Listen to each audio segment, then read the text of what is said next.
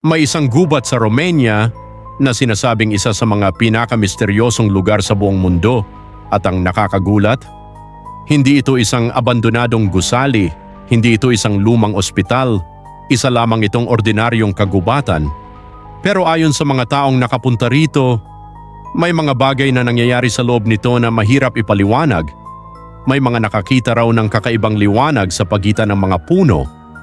May mga nakaramdam ng biglaang pagkahilo at matinding takot.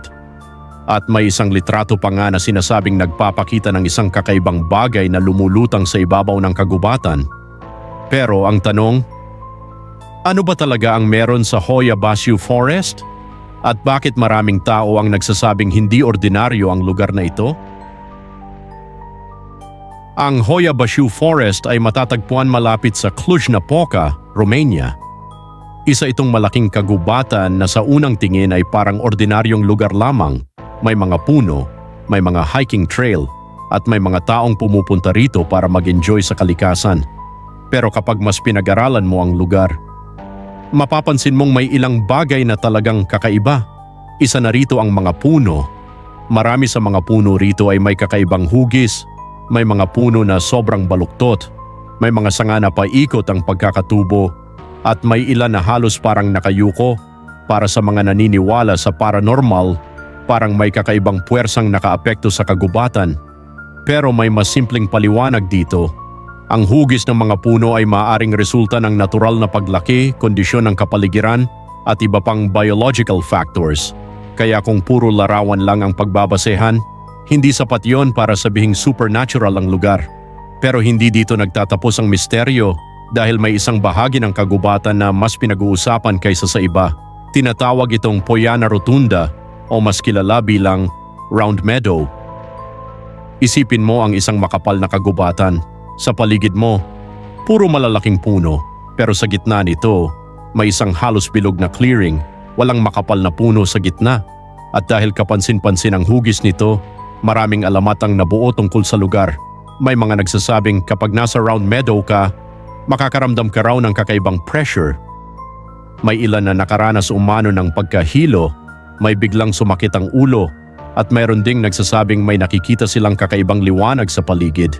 Pero ang pinakakilalang kwento tungkol sa lugar ay may kinalaman sa isang litrato. Noong 1968, isang Romanian military technician at amateur photographer na si Emil Barnea ang kumuha ng litrato habang nasa Hoia Baciu. At nang tingnan niya ang larawan, may nakita siyang kakaibang bagay sa ibabaw ng mga puno, isang parang disc-shaped object. Para sa ilan, isa itong UFO. At dahil dito, biglang naging tanyag ang Hoia Baciu sa mga taong interesado sa extraterrestrial phenomena. Pero may problema. Hindi natin masasabi mula sa litrato lamang kung ano talaga ang bagay na iyon. Walang sapat na ebidensya para sabihing alien spacecraft talaga iyon. Posibleng ibang bagay, posibleng photographic artifact, o maaaring isang bagay na hindi pa natin matukoy. At iyon ang dahilan kung bakit hanggang ngayon, pinag-uusapan pa rin ang litrato. Pero bago pa man sumikat ang litrato, mayroon ng mga alamat tungkol sa Hoia Baciu. Isa sa pinakasikat ay tungkol sa isang shepherd. Ayon sa lokal na folklore, pumasok daw sa kagubatan ang isang shepherd kasama ang kanyang mga tupa. Pero hindi na raw sila bumalik. Walang malinaw na paliwanag kung saan sila napunta. At habang ipinapasa ang kwento sa iba't ibang tao, unti-unti itong naging bahagi ng misteryosong reputasyon ng lugar. May iba pang kwento tungkol sa mga taong bigla raw nakakaramdam ng sakit o takot habang nasa loob ng kagubatan. May nagsasabing parang may nakatingin sa kanila. May nakaririnig daw ng mga tunog kahit wala silang nakikitang tao. At may ilan pang nagsasabing parang nawawala ang kanilang sense of time. Pero dito kailangan nating mag-ingat. Ang mga kwentong ito ay claims at folklore, hindi mga napatunayang paranormal events. At posibleng may mga natural na dahilan ang ilan sa mga ito. Kapag nasa isang malaking kagubatan ka, madaling mawala ang sense of direction. Mahirap malaman kung saan nanggagaling ang mga tunog. At kapag gabi, kahit isang maliit na galaw sa mga puno ay maaring magmukhang isang tao. Pero kung ganun lamang pala kasimple, bakit hanggang ngayon ay patuloy pa ring pinag-uusapan ang Hoia Baciu? Siguro dahil may kakaibang combination ang lugar.